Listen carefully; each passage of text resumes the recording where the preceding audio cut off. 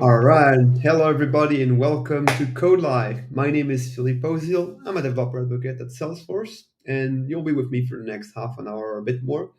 For those of you who already know me, it's been some time since I haven't gone live, but I'm really excited to get back. So bear with me as I'll be juggling around the controls. All right. Without further ado, today this is a special topic, and I had this fun idea to bring something kind of unusual. We're going to introduce a little game that helps us to navigate the console apps. Now, before I go into the presentation, I have to remind you of our traditional forward-looking statement. So bear with me a second. That is a forward-looking statement. We're a publicly traded company, so please make any purchasing decisions based on what is commercially available in the product. All right. So, short segue. Now, what we're going to talk today about is really console apps and Lightning Web Components. And I don't have any slides really, and it's going to be more of a freestyle session. I'm going to start by showing you or my little app that I built, and then it's going to be released live as a GitHub repository, so you can try it out later on. But let's get into it. I'm going to share my screen, and we're going to see how this works. Here we go. All right. So what we're looking at right now is is my app. That's a Scratch org in which I installed this Waka Console app. Let me maybe increase a bit the font size so that we can all see a bit better. So this Waka Console app is a Lightning Web Components app, and I have a number of techniques that I want to explain and go. Go into code to show you how this works. So the principle of this game is like a whack-a-mole game, and it's simple. There's going to be a number of targets that appear on the screen, and you have to click on them quickly to gain some points. If you miss or click the wrong icon, then you lose some point. It's simple as that. Now, the game is, well, it's a very simple game, but what's more interesting, I think, technically, is to look at the different features that I've used to navigate in this console app. We have used three things to build this app. That's the Workspace API, which I think is the newest, and then some of the more, I would say, older features, such as the Utility Bar API and Lightning Messaging Service. Now, let's see. So for the game, I'm going to start first with a little demo, and then we'll get into the techniques that I've used. So rules are here. If you want to get and try the app, I'll share the link right away. But first, I need to make the repo public. So let me just do that so that everybody can get access, because right now that's a private repository. So I will do that so that everybody can get access, and then I'll share the link just as we go. So I didn't want to publish it before, but because I'm sure someone would have taken advantage of it and would have tried. All right, and now this repo is public. Oh, of course, I need to validate this. And give me a sec.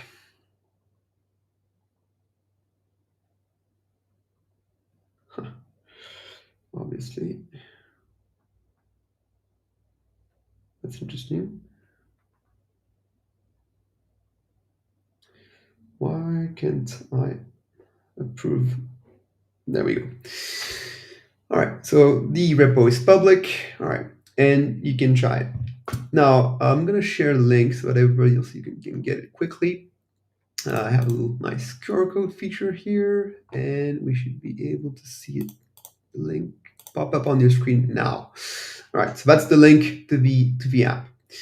So while you take a look at the QR code, let me get into playing the app, and you can grab the QR code to try it on later. So whenever you're ready, you just click on I'm ready, and this opens up the utility bar. So there's already some interactions going on right now. When I'm clicking on a button, I'm already firing a Lightning messaging service. I'm opening the utility bar with the utility bar API. That's the first set of things we're doing. Now, when I'm going to click Start Game, we're going to see the next step of action. We're going to call another language messaging service, but we're also going to use the Workspace API to open some tabs. And starting from there, I'm not going to be able to comment a lot because things are going to move a bit fast, but you get the principle. When I click Start Game, then we switch to another tab and the game starts. Now I have to click those targets quickly to get points. If I hit something wrong or if I wait too much, I can see that I'm too slow and I'm losing points. Now, if I click something wrong, I get another message.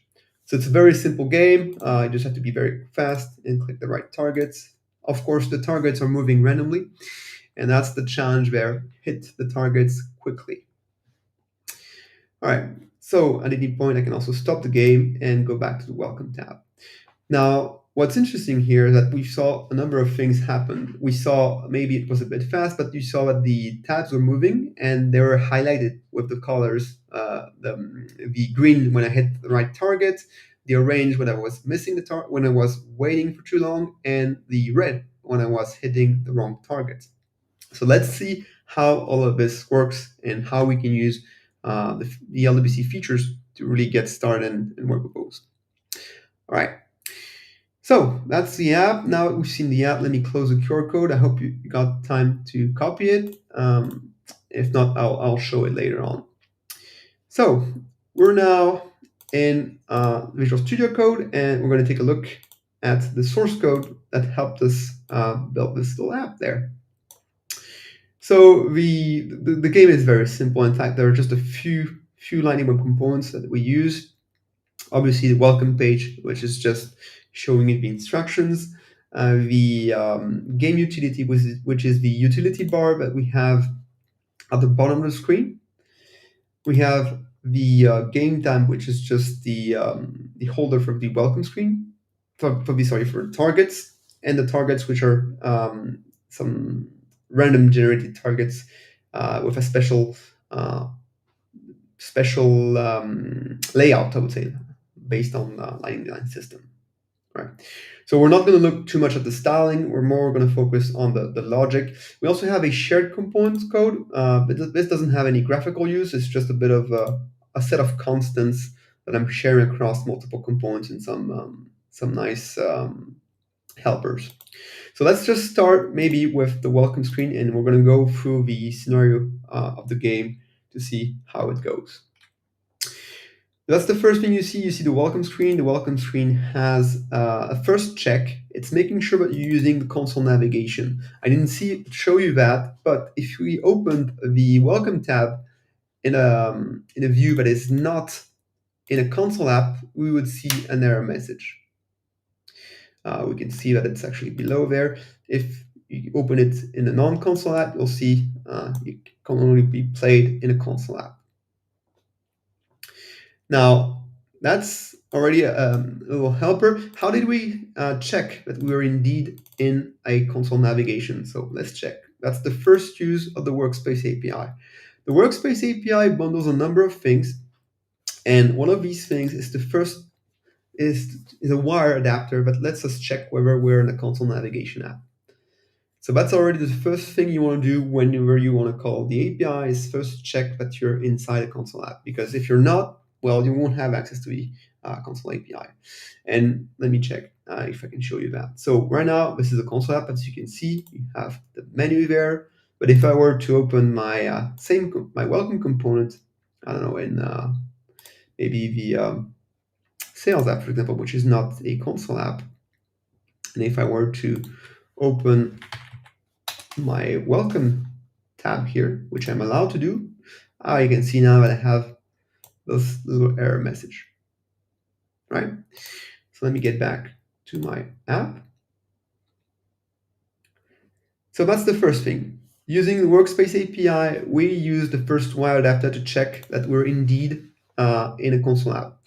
Then, whenever we're ready to start the game, there are a number of things we're doing. We're using the utility bar to get our utility apps. In this case, there's only one. That's our game utility. And so we get a method from the utility bar API which returns a promise with the information of all of our utility bars. Obviously, if we can't find it, we'll throw an error there. We failed to find a utility bar, and if not, we'll take the first one because, well, in our case, it's only one utility bar. So that's the first thing. Then we open the utility bar with the open method, and this takes a utility bar ID that we retrieved based on the utility info that we grabbed earlier on. This is what allows us to pop up the utility bar, and the utility bar contains the button to actually start the game. So we already saw a couple of methods, the wire for getting coastal navigation, and some methods from the utility bar API. Now let's check the next step. When we're inside the utility bar, there's not much. We're just showing some score information and then two buttons to start and stop the game. What's interesting now is to see how these components communicate with each other. Because you may have seen, when we go back to the user interface here, that our components don't have the same parent. This is a Lightning app, the welcome page, and this is a utility bar, and there's nothing, no custom components that is a parent of both of these two components. So how can we communicate between these two things? Well, the answer to this is using the Lightning messaging service, Lightning message service, sorry. And with this, we can fire messages across those components. And that's what we're going to use in our game to communicate, for example, whenever we start the game, stop the game, or hit a target. So let's see the code and see how this works. So whenever you start the game, you click on the start button, and actually it is going up. Start. Sorry, I'm moving a bit fast there. And handle game start click. There we go. So there are two things.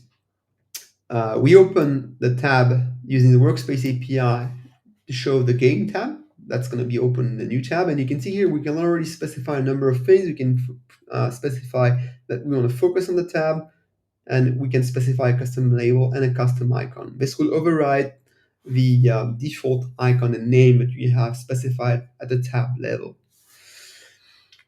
And later on, we can then get our tab and close the welcome tab. So here we have another method from the Workspace API. We found a tab of an API name, and then we close it using close tab method.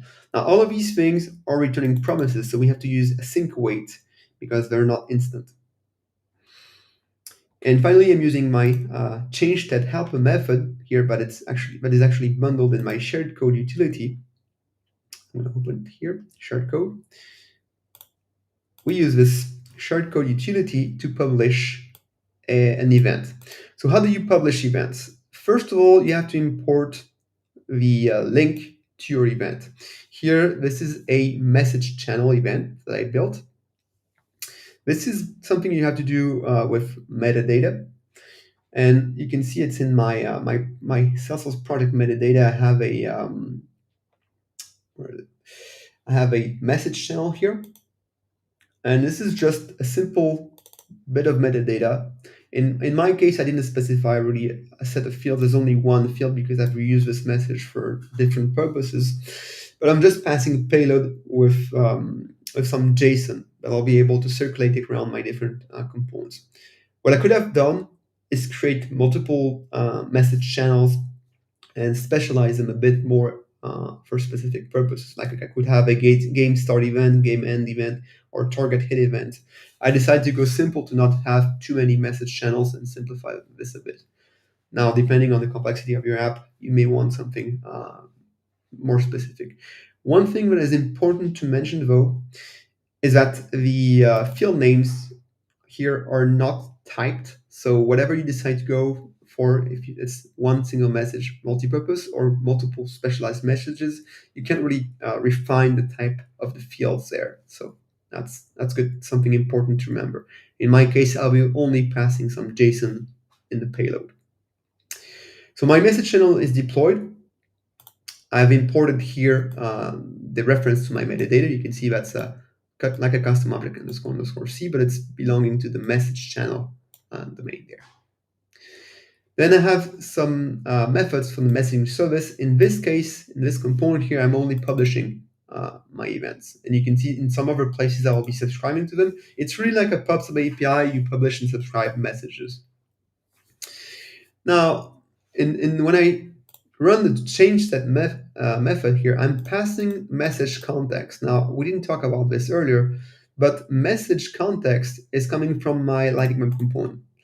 And that's something I need to grab here in my game utility. That's a wire that I'm using to retrieve the context of the page I'm in. And that's something we'll need whenever we want to fire message events using the message service. So we need to grab the message context, that's the wire, and then pass it to our method like we did later on. So I'm passing the message channel there, and then state is just some value from my app here. It's basically the payload that I will put in my message. We assemble the message. Here you can see the payload is assembled here. That's what goes into my message channel, and then we use the publish method from the Lightning messaging service to fire it. First parameter is the message context. That's the wire we just retrieved. The second one is the metadata for our event. And finally, event is the content of our event. In this case, one field, the payload field, with some JSON inside. So that's how we can fire a message. Now, we saw that we fired a message using it when we click on the Start Game button. If I go back to the Start Game button, we fired a message here, and now we can check how we received the message. Now, before firing the message, what we did is that we opened the tab there with our game tab. And so when we did that, the game type component started to register on our app. And when it registers, it is going to be starting to listen to our events. And I'm going to show you that. So if I go now in my game type component, when we start when the component opens, it shows some targets there. And the targets are the ones that are listening to the states. So looking down at the targets, you can see that they're going to be subscribing to events. And here we're using a number of methods. We can subscribe and publish messages using the message service, and we're also using the same message channel, the game event. Now, whenever you start this component, we subscribe to our game event channel message. So again, we have to use the message context wire to get access to the messaging service and our specific messages. Then we just one specific event, and we have a callback here, which lets us handle our game events. Now, I mentioned there are multiple game events that we can receive, and I've used a type field here to segregate them a bit so that we can use multiple type events. One of them is the game state update, and there are others, like target hit, for example, which can be interesting. So whenever the component registers, it's subscribed immediately to this, and then it will wait for a new event to change the cycle of the game. And when we hit that event, this new state, new cycle, we generate some targets. So what this does is essentially just generates a mix of valid targets and invalid targets with different icons, and it will just display them on the screen. Simple as that. Then there's a timer, and then we'll fire another game cycle event that will refresh and target and display other targets. Now, whenever you click on the target, there's something that happens. We have this handle target click event here that helps us a bit handle the event. Remember that we can't directly propagate our events outside of the sliding web components, the target web component, because the other components of our app are not directly in the ancestry tree. So we need to use also here a new message service. So that's what we're doing here. So we're grabbing the information of the target we clicked using clicked event. We prevent the click from bubbling up. We check whether this is a valid target or not. Our target web element has a valid custom data set. And so if it's written true in there, we know that it's the right target. If not, well, that's the wrong target. Then we prepare a lightning message service event and we fire it using publish here. Now this message with the message handling the target will be handled back by the game utility. So the game utility is getting the event. So I'm going to show you now. It's going to be capturing this event in the handle game event here. It sees that there is an event target click that happened, and then it goes to handle target click. It checks whether the target is valid, and then it displays different things. So first of all, it prepares messages in the state. And what's more interesting below is that it shows a toast. That's not really new here, but that's more interesting here. It highlights the tab with the API name. So what I did here is a little wrapper around the Workspace API to basically directly access my tab thanks to the API name of the tab. When you use directly the Workspace API, you can't just directly call this. You have to get the instance ID of the tab. So let's just look into this method and see what happens. So this is coming from my shared code library here. And this is a little wrapper that I built. It combines several methods from the Workspace API. The first one is actually calling a sub method here. It's get all tabs info. This is coming directly from the Workspace API. So we retrieve all the open tabs of our console apps. And then what I'm doing here is looking at all the tabs that are open, and I'm looking at their attributes and API name to figure out if I can find the tab with the right API name. Because they have an ID here, the tabs have an ID, but again, it's an instance ID which is generated differently depending on the tab order, depending on the client. So we can't rely directly on the tab ID to run an action. First, we need to get our tabs. And one thing that doesn't change each time is the API name. So it's an easy way to pick the right tab. Once we found the tab, I can move forward in the code. So first, I'm calling this, which gets all tabs info and extract the right tab. And then if I found it, I can use another method from the Workspace API that's called set tab highlighted. And this changes the color of our tab, and you can change the color to state. And state is just like the toast messages. It's either success, error, or warn, essentially green, orange, or red. So that's what we're doing. We're changing the color first here, and then for the sake of the game, we have a little timer, and after a certain duration, we revert back to a non-highlighted status for our tab. So basically, we will toggle the color on and off. And you can see this if I go back to the game. If you pay attention, when I start the game here, when you click the target, you see that the tab color changes, and then it goes back to the default state. Same thing when there's a too slow message, you can see it goes orange and back. If I hit the wrong target, red and back. That's what it does.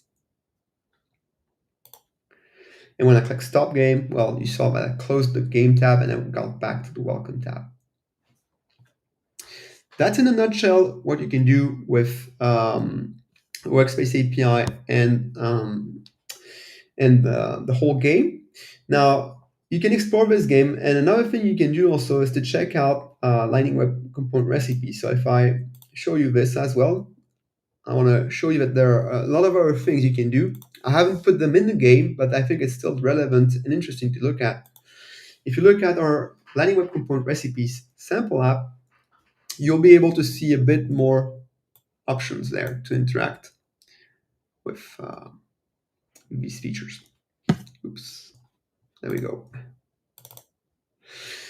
If you look at the Lightning Web LWC recipes app, there are a number of examples for the Workspace API and the other things. Oops, sorry, I didn't hit the right one.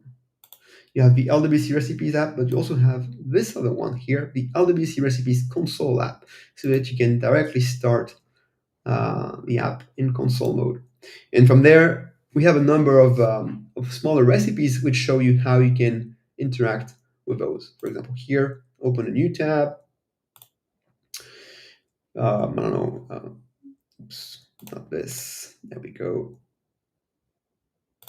Come on. Open subtabs. Here, play with records. I didn't show all of this in the game here, but the advantage of using console app is that you can have also subtabs with record list or even records pinned to your list. And so what this little app shows you is all the different features you can have, like highlighting tabs, focusing on specific tab, focusing on other tabs, so cycling through the tabs. All of this, which I didn't really do in the game, but you can also prevent tabs from being closed. There we go. So a lot of different features. Now, Lightning Components Recipes also has other examples. So we have also examples from the message service if you want. And we show how you can, for example, interact between Lightning Web Components, Aura Components, and even Visual Force. So for example, here in this first component, if I select a contact there, you can see that it's being displayed below and propagated across all the different components, or same thing here and same thing here. So that's some recipes for messaging service. And I don't think there's any reference to the utility bar, but I think you got the point. All of these features are fairly well documented. They're all available in the documentation. If you're looking for a quick way to get to documentation, I have also placed links in in the app. So when you go on the welcome screen or on the documentation, you have links to the developer documentation for, oops, I forgot an I there. Anyways, you have links to the platform Workspace API, utility bar API just here, and the messaging service. That's really in a nutshell what I wanted to show you. I'm done with my content here, but I'm happy to answer any questions you may have.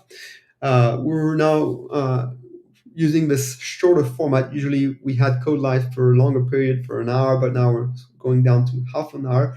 But I think if you still have time, I'm happy to answer a few questions around these three topics: the console apps, the Workspace API, or even the utility bar.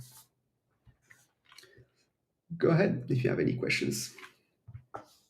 There's going to be a bit of a delay between the time I reply, because we have this little feature here which doesn't stream exactly in real time. So there are maybe 20 seconds. I'm waiting for you to post your questions.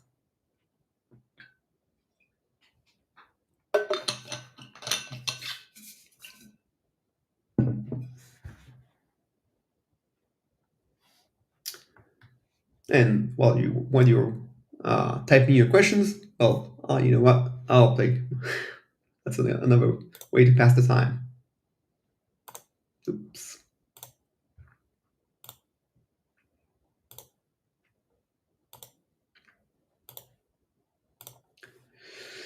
So obviously this is like a very basic version of the game. I'm sure you can imagine a lot of ways to extend it, but I think it does its purpose for something that was built pretty quickly, and hopefully you find it interesting.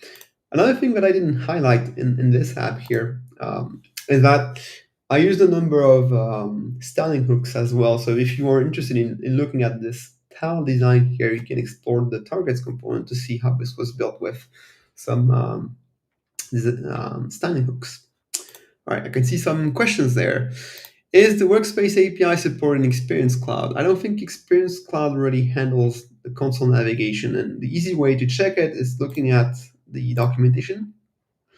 There should be here the targets here, and you can see it's Lightning Experience. So if Experience Cloud is not specified here, I doubt it's going to be supported. Any other questions for me?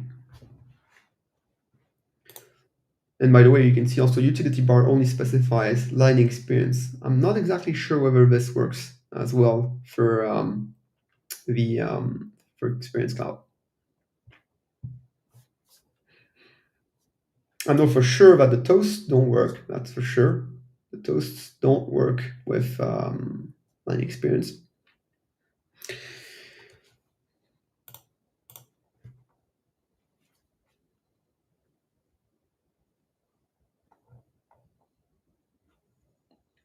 All right, still looking for questions. If there are no questions, I'll close the stream. But I'm happy to answer if you have any questions for me. By the way, I'm just going to take a second also to show again the QR code if you want to play with the app. Here's again the short link and the QR code to get to the this game app.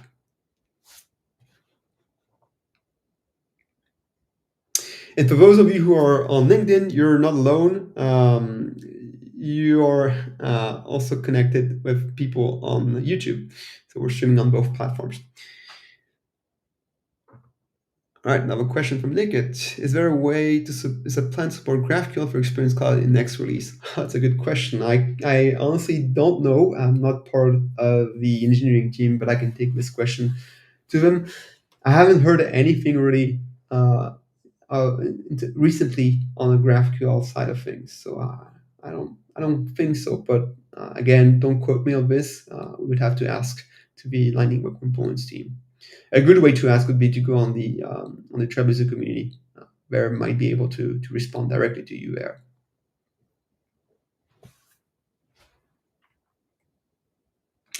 All right, that's it for me. I hope you enjoyed this session. Remember, you can join us on the different social network. I mentioned the Trailblazer community. That's not the only channel we use, but there are a number of others you can use to connect with us. So feel free to reach out to us using one of those channels there, and I'll be happy to see you again. Thanks again for attending today. I hope you had a good time. It was short but intense, and I look forward to seeing you at the end of August. I'll be doing an AMA session with some of my colleagues. I'll be working with the eventing team, and we'll be doing an AMA on the eventing team. Thanks again, and goodbye.